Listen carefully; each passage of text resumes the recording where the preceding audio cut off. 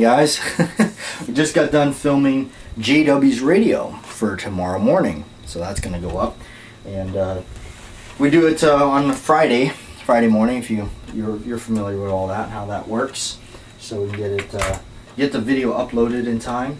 And I brought out a couple of the single actions, and this is just this time around I really wanted to go.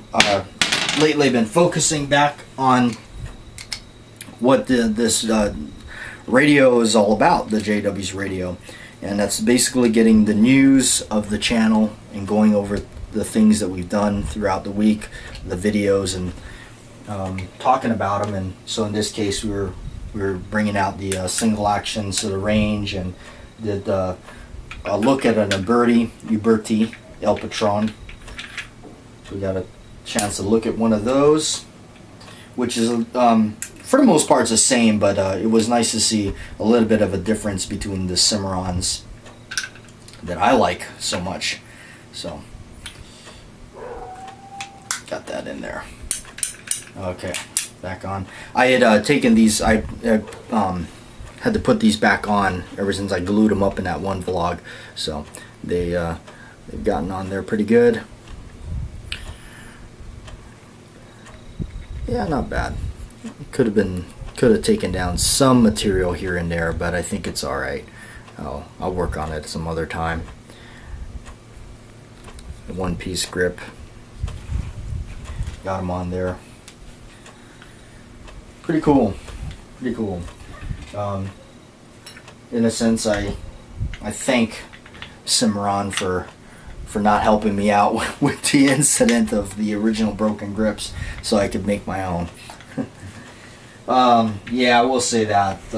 Unfortunately, as much as I like Cimarron's products, they're just the importation company, obviously, so they're not actually making this. So to give them credit for making these is actually not proper. Pieta Italy makes a great product. These are absolutely just fantastic copies. Thank you to Cimarron for importing them, but they need to work on their customer service department. They really do. I've always believed you should take care of the people that spend their hard-earned money on your product, and unfortunately Cimarron does not. I hate to sadly report that, but that's the truth, and I always want to be truthful with everybody. So, all right. So yeah, we talked about the grips. I gotta take these and store these back away better and take better care of them, because they are expensive now. These are original end frame grips, very expensive. These things are I talked about that in the radio show, how some of you guys saw, I think I videoed it, some of the pairs that are like $500 for grips, for wood grips. $500. Wow. Okay. Yeah. So, alright, I'm gonna put this stuff away, and let's get on with today, huh? Guys, got here at work, and again, seems like a slow morning. Not much parking outside. That really does affect some things, and I always wonder whenever there's just random days where we're not, when I know there's not an event going on. At least I haven't heard of an event going on, either some kind of I don't know, paddling, canoeing or something going on out there. I always wonder, well, where are all these people that parked up here? Anyway, one of the things I want to show you real quick, and I'll show you a close-up. This is a box of bullets, 9mm. Obviously, you see this, the box, CCI Blazer 9mm, a very old box. They came in with that Colt and stuff. I don't know if the guy wants us to sell it or whatever. He left it. He didn't indicate that this is obviously all these guns he wants to sell. But I'm going to give you a close-up look at this tray of bullets and tell you why this is something you got to be careful of, because these are reloads, and I'll show you how we go about telling that apart. Sorry for the bad camera work, but it's just something extra in the vlog. Alright guys, so this is the box of ammo that came in with a bunch of those guns from a customer. And here's the problem with these. He left these, I guess, with us to sell, or I'm not sure. We definitely cannot sell this. And I'll tell you something that's real apparent right away. All the head stamps are different in this box. You got Federal, you got Winchester, you got some that I believe are Magtech. The next thing to notice is all the primers are the same silver primers, which mostly Winchester, I do believe, uses the bronze primers. Okay, the next thing right here, some of the rounds you can actually feel the primer is not quite seated. This is an indication, aside from right here on this one, you can tell that this one was actually one of those bullets that were swedged, and the guy actually cut away some of the brass.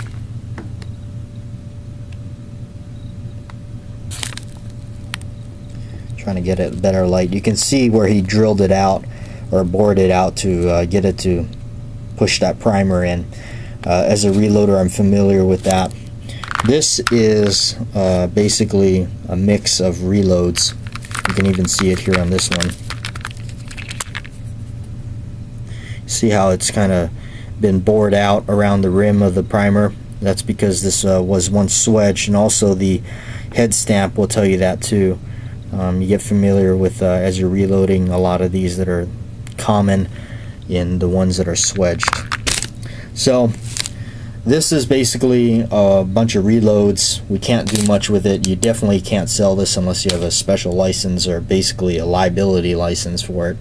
You know, so yeah, be careful of this kind of stuff, and you don't know what whoever loaded this, what they've done, if they did it correctly or not. So be cautious of this kind of stuff. Guys, looking at something really cool, which is an old Glock Gen 2. This is these 1988, I believe. So these are really cool. I never really checked one out up close before to see all the things that are different. Even the magazine's slightly different. You got no rail for attachments, no finger grooves. You got only 2 pins to take it down.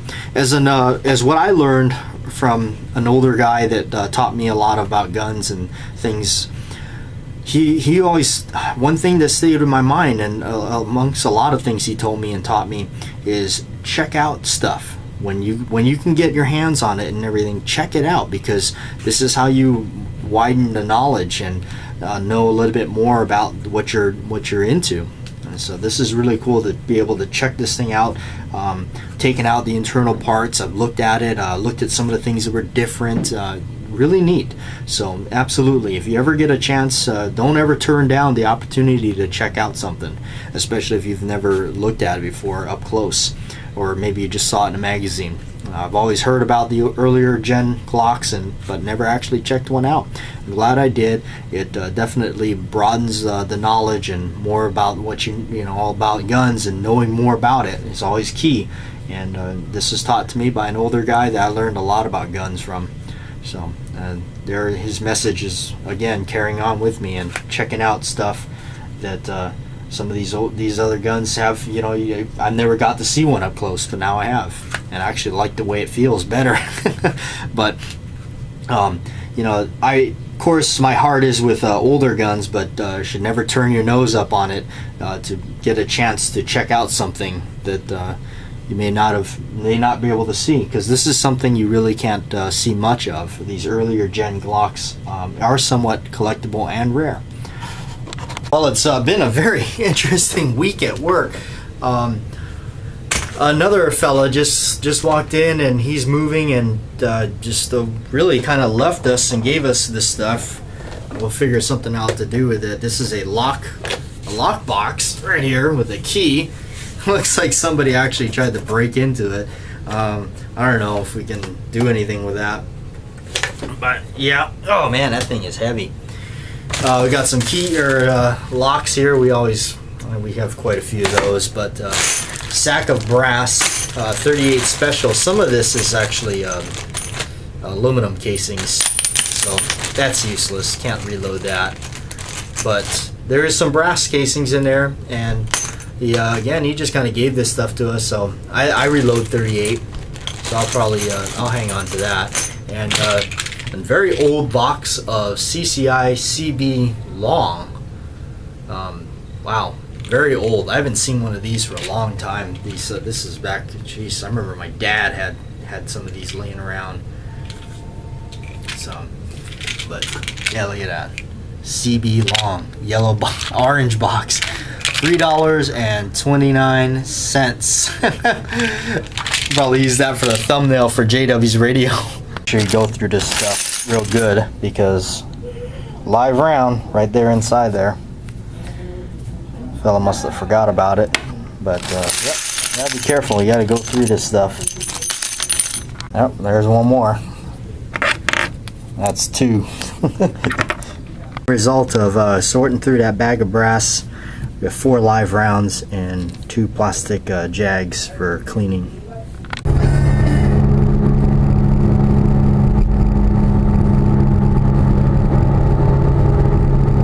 Put that in there.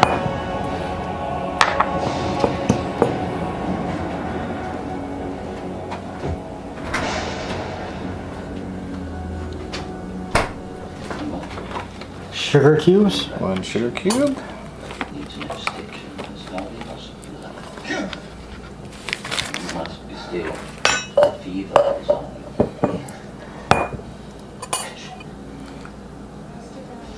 Or the absinthe over sugar cubes, such as so.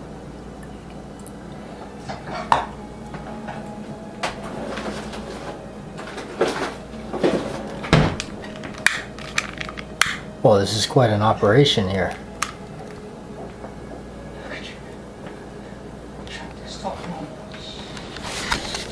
Light it on fire?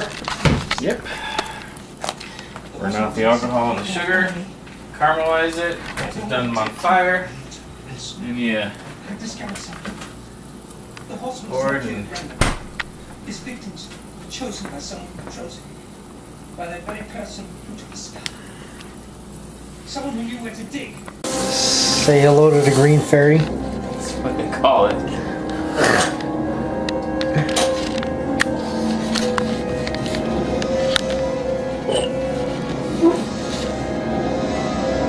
Absinthe. Is that how you say it? Absinthe, yeah. Absinthe. Absinthe, yeah. Absinthe.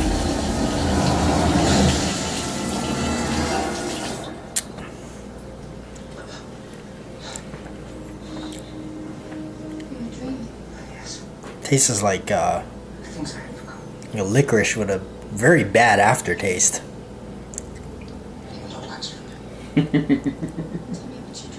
Yeah, there's the caraway or whatever that's in there, or whatever is has that licorice in there. I'm sorry, but why would somebody drink this?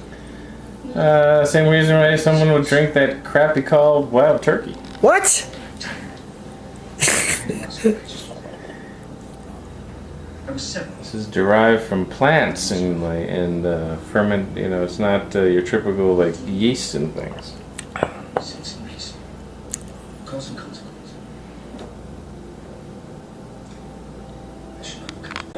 Yeah, it's definitely different. You know, but hey, it's just like this first time you ever had alcohol and you're like, oh my god, this tastes like crap. And then, Well, it doesn't taste. well, I mean, you know, but you know, you just, Whoa! when you first have it, when you first have. Well, that's what it tastes like. The absinthe tastes like pine sol. If pine sol had a flavor, or Pine Sol has a flavor. I'm sure. Yeah, I'm if sure you it tastes if like what pine I'm saying is if you drank pine sol, I'm pretty sure that's kind of what it would taste like. No, it would taste like pine cones. Oh, And the person would have otherwise inherited everything.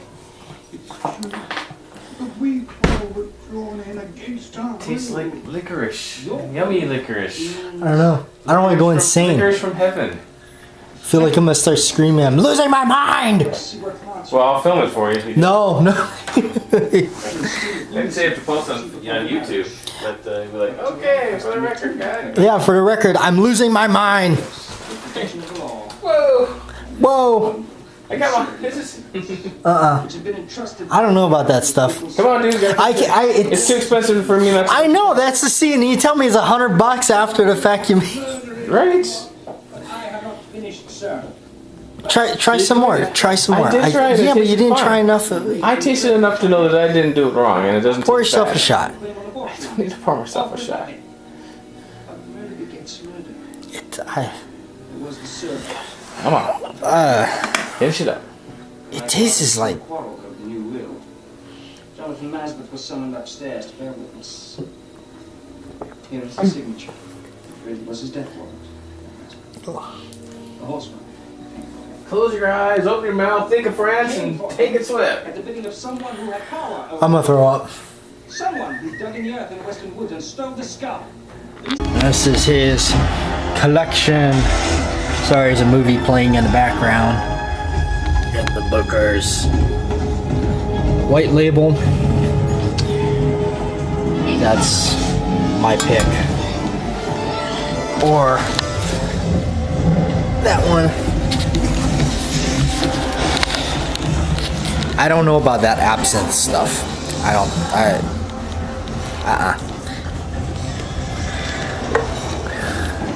don't know about that stuff.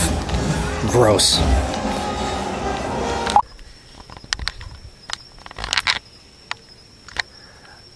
There's about a half a moon out tonight. No wonder it's so dark. Oh, man.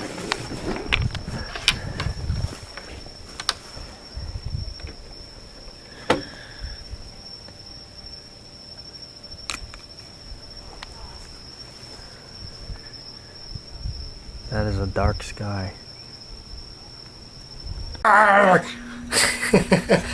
Didn't mean to scare you with the title of this vlog. I'm losing my mind, but that was the first time I ever tried absinthe. I think that's the way you say it. I'm probably wrong, but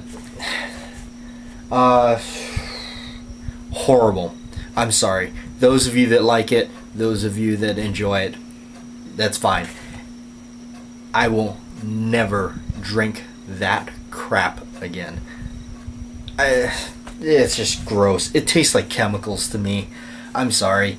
It tastes like, if I can imagine what drinking Pine Sol would be like, that's going to be what absinthe is to me.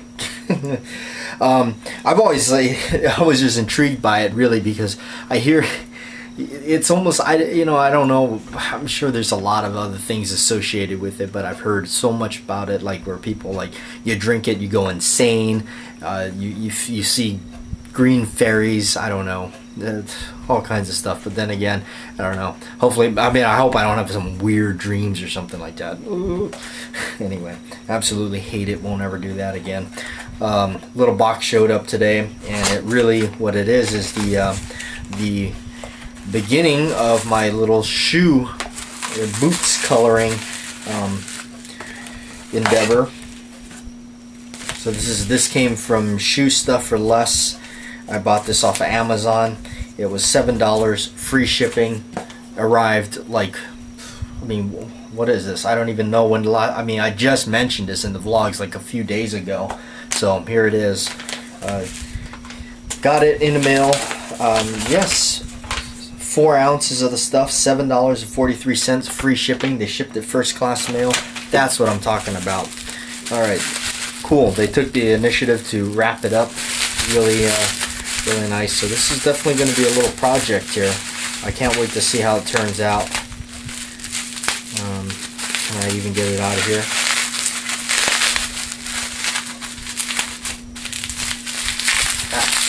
There you go. Okay. They bubble wrapped it. Pretty good. So I got Fire Red acrylic leather paint by Angelus. I don't know. So directions: apply with a fine paintbrush or sponge pad. Allow to dry between coats. Let's see. Clean. Where is the cure time? It doesn't say. So that's why, another reason why I wanted to get the that acetone and clean the leather too, just to make sure it sticks really well. But looks really red, really cool. So I'm looking forward to seeing how it turns out. So as the vlogs go on, why am I all blurry? Unblur. There we go. I'm back. It's really me. No. Anyway, all right. Gonna get out of here. It's getting late. JW's Radio tomorrow. Check it out, and we'll see how this turns out. We're gonna be doing that with the Doc Martin boots that you get in cherry red when it's more like plum red. So we'll see how that goes. Might have found Bruce, might not have. It's gonna get harder. So I'll see you guys tomorrow.